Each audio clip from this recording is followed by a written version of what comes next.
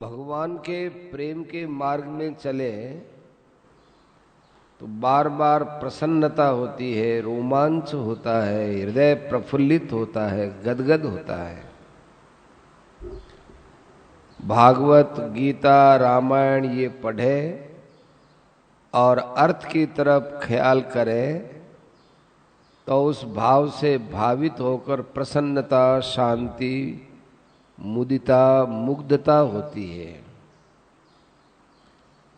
प्रारंभ में तो इसका अनुभव थोड़ा होता है, पर आगे बढ़ने पर ये चीजें बढ़ने लगती हैं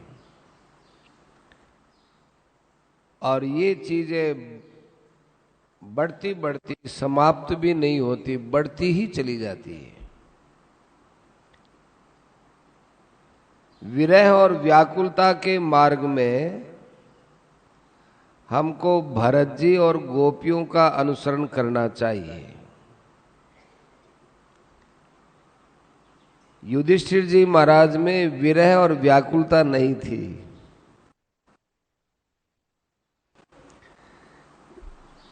विचित्र बात है।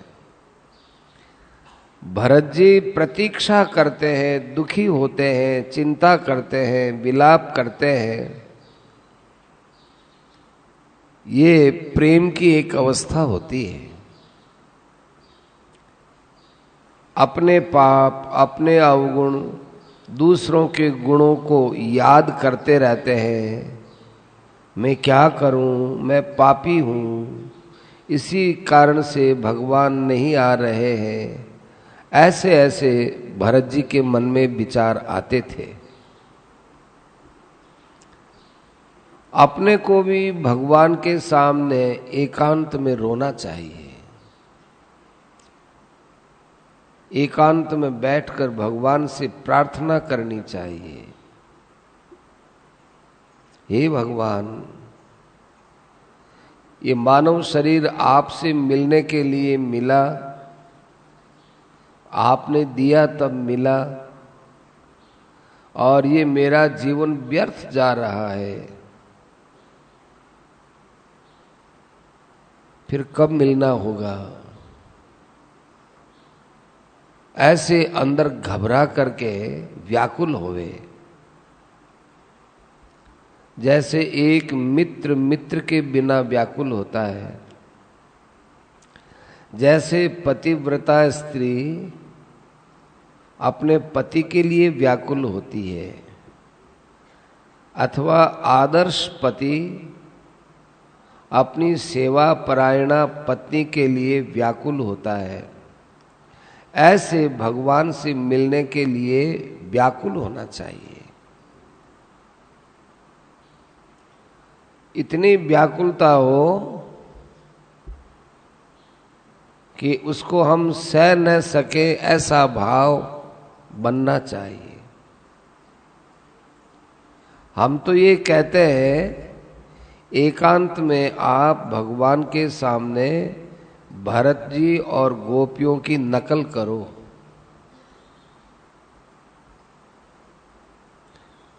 जो स्त्रियां हैं वो तो गोपियों के समान भगवान के सामने व्याकुल रहे, और जो पुरुष हैं वो भरत की नकल करो। अशोक वाटिका में सीता जी की शिशुपाल के बारात लेकर आने के समय रुक्मणी जी की तरह विरह व्याकुलता बढ़नी चाहिए। यह भी नकल करने योग्य है। आप ये कहोगे कि ये नकल करने से क्या होगा? हम कहते हैं आप इस नकल की तरफ चलो तो सही। ये नकल ही फिर आपको असल प्रेम में बदल देगा। फिर आपके अंदर स्वाभाविक ही समय समय पर रोना और अश्रुपात होने लगेगा। वियोग और दुख के कारण, भगवान के नहीं आने के कारण, विलंब करने के कारण हृदय गदगद हो जाए, जैसे जल के बिना मछली की तड़फन और व्याकुलता,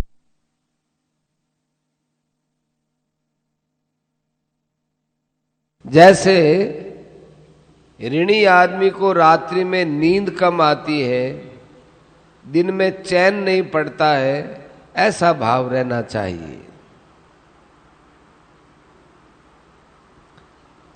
भगवान अब तक नहीं आए, कब आएंगे? बाकी का जीवन क्या ऐसे ही बीत जाएगा? कितना बड़ा घाटा हो रहा है। भगवान के सिवा कोई संसार में अच्छी बात कोई नहीं। भगवान के सिवा कोई अच्छी बात लगनी भी नहीं चाहिए। संसार की वस्तु बुरी लगे, मन में बार बार ये लहर उठनी चाहिए, क्या करें? इस संसार के भोगों से हम चले जाएं। खाना पीना और शरीर पर कपड़ा पहनना, इसमें जो समय लगता है ये भी भार रूप लगना चाहिए। एक संत थे, वो भोजन करते समय लगता तो कहते, माँ मुझे रोटी मत दो, मुझे खिचड़ी दे दो, कम समय लगता है। माँ ने खिचड़ी दे दी कि माँ मेरे भोजन करने से पहले खिचड़ी को ठंडा कर दो, ठंडा हो जाए तब आकर के मुझे कहो। कि ठीक है बेटा। खिचड़ी ठंडी हो गई, फिर बुलाते, खिचड़ी में कड्डी डाल दे के मिला के पी लेते। कहते माँ खिचड़ी को भी कहीं कहीं चबाना तो पड़ता ही है ना, तुम राबड़ी बना दिया करो।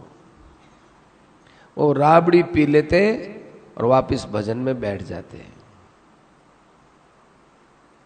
शरीर का आराम, रुपया पैसा सोना चांदी आदि के गहने, कामिनी भोग ऐश आराम शौकीनी, ये अंदर से बुरी लगनी चाहिए। ये भगवान की भक्ति में शत्रु के समान बुरी लगनी चाहिए। शत्रु है ये। दुख के कारण समझ करके, दुख के कारण दूसरों से बुरा व्यवहार भी हो सकता है, पर दुख है नहीं। हमारा कोई ऐसा व्यवहार हो कि जिससे दूसरे को दुख हो जाए तो भले ही हो जाओ, अपने भगवान की तरफ चलने का उपाय है। बुरा लगे तो परवाह मत करो। प्रेम के विषय में प्रसन्नता बतलाई थी। मन ही मन भगवान से खूब बातें किया करो। ऐसे करो कि मैं और भगवान दोनों एकांत में बैठे हुए हैं, हमारी कोई बात नहीं सुन रहा है, हम ही सुन रहे हैं, तो खूब हंसी मजाक करो और हंसते रहो। आप ये मत सोचो कि मेरी केवल कल्पना ही है। नहीं नहीं, आपकी कल्पना में भगवान तो है ही ना।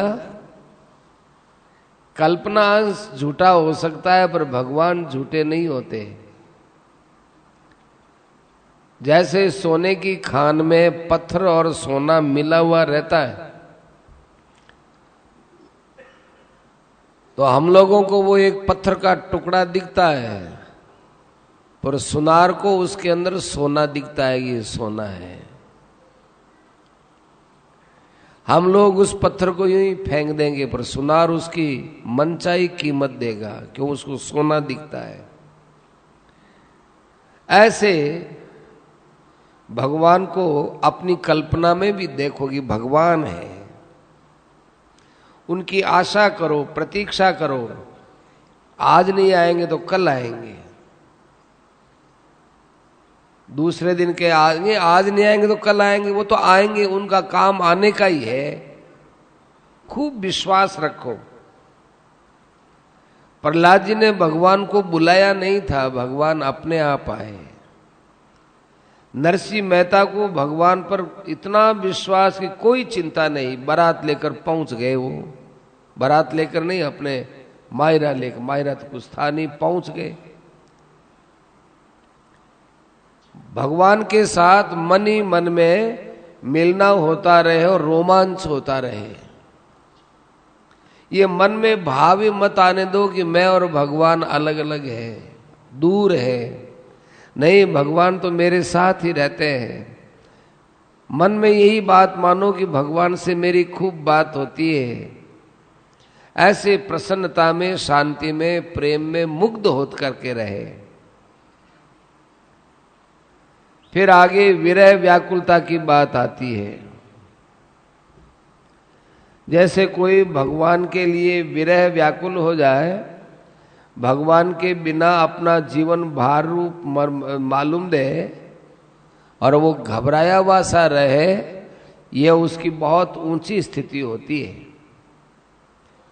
उसको खाना पीना अच्छा नहीं लगता है, पर खाना पीना तो पड़ता ही है, वो जहर के समान समझे उसको। देह की स्मृति नहीं, बाहरी ज्ञान बहुत कम होने लगता है। खाओ न खाओ, सो न सो,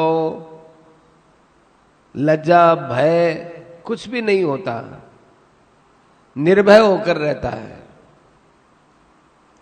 एक भगवान से मिले बिना जीवन भार मालूम दे, शरीर में प्राण कहाँ अटक रहे, जैसे सीता जी की अवस्था थी। सीता जी हनुमान जी से कहती है, मैं एक माह और प्रतीक्षा करती हूं, फिर तो ये प्राण त्याग दूंगी। विरह में, व्याकुल में कोई परवाह नहीं रहती है। मीराबाई को किसी की परवाह ही नहीं थी। मेरे तो गिरधर गोपाल, दूसरों न कोई। लोग चाहे अच्छा कहे बुरा कहे, कोई परवाह नहीं। गोपियों ने तो साफ कह दिया कि हमको लोग बुरा मानो, उल्टा कह दो, कुछ भी कह दो, क्योंकि हमें लोगों से कुछ मतलब ही नहीं है, हमें तो भगवान कृष्ण से मतलब है। पर इसका अर्थ ये नहीं है कि शास्त्र की मर्यादा छोड़ दे। गोपियों ने शास्त्र की मर्यादा नहीं छूटी, लेकिन मर्यादा का पालन हुआ नहीं, तो वो क्या करें। बहुत विचित्र बातें हैं भाई। गोपियों ने शास्त्र की मर्यादा नहीं छोड़ी, परंतु उनसे मर्यादा का पालन हुआ नहीं, तो वो क्या करें बेचारी। बस रात दिन रोता रहे।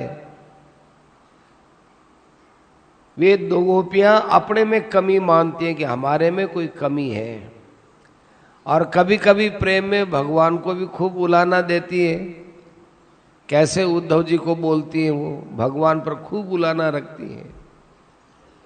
प्रेम में भगवान पर दोषारोपण हुआ करता है, पर वो विनोद में ही होता है। रुक्मणी जी का उदाहरण देखो, शिशुपाल के साथ विवाह नहीं किया, पपीहा स्वाति बूंद के सिवार जल भी नहीं पीता। मैं आशिक तेरे रूप पे बिन मिले सबर नहीं होती। ऐसा व्यक्ति बाहर से तो पागल जैसा दिखता है, शरीर भी कमजोर हो जाता है, बाहरी ज्ञान भी कम होता है, पर वास्तव में वो उन्मत्त नहीं, पागल नहीं, बड़ा बुद्धिमान है, बहुत बुद्धिमान है। वह कोई धूम धड़ाका नहीं करता, पागलपन की क्रिया नहीं करता, मारता काटता नहीं है, पर दूसरों की दृष्टि में बाहरी ज्ञान कम पड़ जाने से उसको लोग ऐसा ही समझ लेते हैं। लगन लगन सब कोई कहे, लगन कहा वे सोय, नारायण जिस लगन में तन मन दीजे खोय। यह विरह अवस्था की बात है। एक और प्रेम की अवस्था होती है, उसमें भगवान का भक्त बालक जैसी चेष्टा करता है। वह भगवान से रोज मिलता है, खूब विनोद करता है, कभी भगवान को पकड़ता है, बातचीत करता है, मन ही मन में ये सब भाव ऐसा लगता है मानो प्रत्यक्ष हो रहा है। उसके आनंद, प्रसन्नता, शांति, प्रेम ठिकाना ही नहीं रहता। उसको ऐसा लगता है कि मेरी हर क्रिया में भगवान मेरे साथ है, मुझे देख रहे हैं। वो बैठा बैठा हंसता रहता है। जैसे गोपियां भगवान की लीलाओं को देखकर सुनकर हंसती भी रहती थी, माखन चोर की लीला को याद करके हंसती थी। गाना भी उसके लिए, नाचना भी उसके लिए, प्रेम करना भी उसी के लिए, सब मन ही मन में होता है। भगवान के लिए कभी कभी बाहर से भी नाचना होता है, पर वो दिखावा नहीं होता। ये सब दिखावे के लिए जो करता है वो तो महान पाखंडी होता है। ये प्रेम बताने का, दिखाने का नहीं होता। ज्ञानी महात्मा की ये क्रियाएं मन से होती है और वो अपनी इन क्रियाओं को अंदर ही अंदर पचाता रहता है। ये दिखावा नहीं है, नकली नहीं है। उसको हरदम अपने मन की वृत्तियों में भगवान का स्वरूप देखने के कारण से हर समय भगवान दिखते हैं। वो क्या करे? बाहर के उठने बैठने सोने का भी उसको ज्ञान कम होता है। उसका शरीर व्याकुलता के भांति कमजोर नहीं होता है, पीला भी नहीं पड़ता है। वहां भगवान से हरदम मिलना है तो तड़फन भी नहीं है।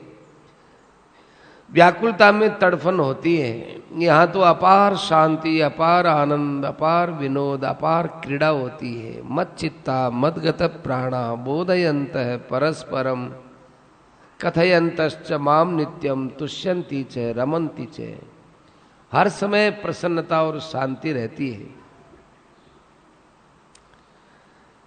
राम विरह सागर में भरत मगन मन होत, विप्र रूप धरि पवन सुत आई गयौ जनुपोत। ये भरत जी की दशा थी। विरह व्याकुलता में हनुमान जी आए। राम विरह सागर में भरत मगन मन होत, विप्र रूप धरि पवन सुत आई गयौ जनुपोत। पोत माने नौका। गोपियां भगवान के विरह में व्याकुल हुई तो भगवान प्रकट हो गए। विरह, व्याकुलता और प्रेम के मार्ग में शरीर और संसार की लज्जा, खान पान, सोना जीना, बाहरी ज्ञान, इन सब का वो बेपरवाही से ही काम करता है। प्रेम के मार्ग में ज्यादा झुकाव नहीं है, संसार की तरफ झुकाव नहीं होता उसका। बाहरी ज्ञान, बाहरी संभाल भी होती है, नीति युक्त बर्ताव भी होता है, लेकिन विरह की बिचली अवस्था में भूलें होती हैं, परिपक्व अवस्था में नहीं होती। प्रेम के मार्ग में हमको चकोर का उदाहरण भी अच्छा लगता है। स्वाति का ही जल पीता है। संयोग में हंसना, विनोद, शांति, यह भी अच्छा लगता है। और वियोग में इससे विपरीत रोना, तड़पना, यह भी अच्छा लगता है। थोड़ा बहुत कहीं भेद होता है तो होता है। इतनी बातों में जो हमको अच्छी लगे उसका हमें अनुसरण करना चाहिए।